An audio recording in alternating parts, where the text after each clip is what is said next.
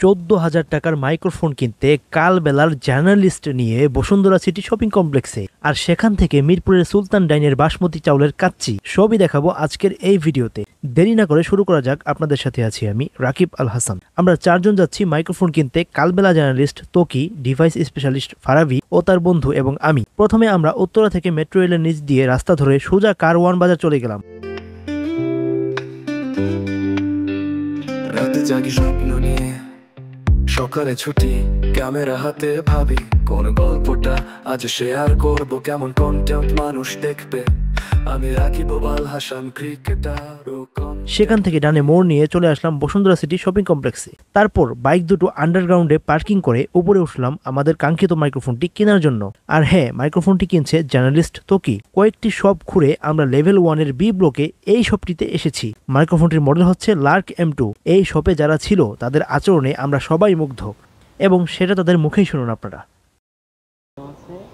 যে এটা যদি কোনো সময় কপি হয়, এটা রিটার্ন দরকার নেই, টাকা রিটার্ন দিয়ে দেবে। মানে এত সুন্দর ব্যবহার আমি আমি বলবো যে ভাই এটা না, এটা আপনি আর একটা নিতে হবে তা না। কেউ যদি বলে যে কপি, অনেক অনেক ধন্যবাদ।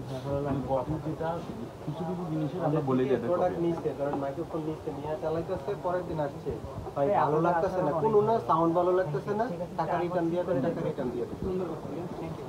ভালো না লাগলে কেউ রিটার্ন দেয়, দিয়ে দিচ্ছে। না, এমন আচরণটা আসলে সাধারণত দেখা যায় না।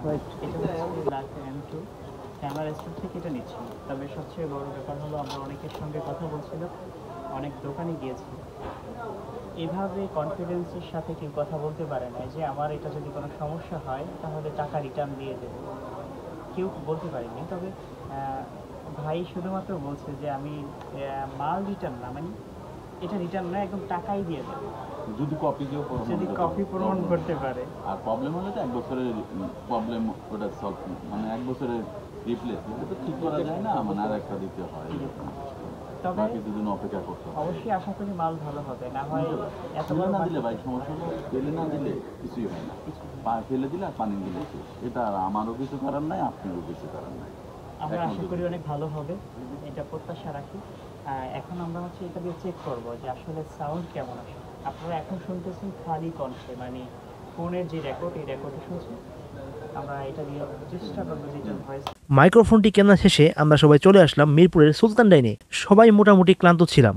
দুপুর 3টা বেজে গেছে, এখনো লাঞ্চ হয়নি। তো কি আর করার, সুলতান ডাইনের বাসমতি চাউলের কাচ্চি দিয়ে সাথে 1 গ্লাস করে বুরহানি খেয়ে সবার ক্লান্তি দূর করলাম। এখানে শেষ করছি আজকের ভিডিওটি। আবার দেখা হবে নতুন কোনো ভিডিও নিয়ে। সে পর্যন্ত সবাই ভালো থাকুন। আল্লাহ হাফেজ। রাস্তায় বাইক, সবার মাঝে স্বপ্ন নিয়ে বেঁচে আছি আমি রাকিব আল হাসান। নিজের স্বপ্নগুলো নিয়ে পথ চলি, আমি রাকিব আল হাসান। নিজের স্বপ্নগুলো নিয়ে পথ চলি, আমি রাকিব আল হাসান। নিজের স্বপ্নগুলো নিয়ে পথ চলি।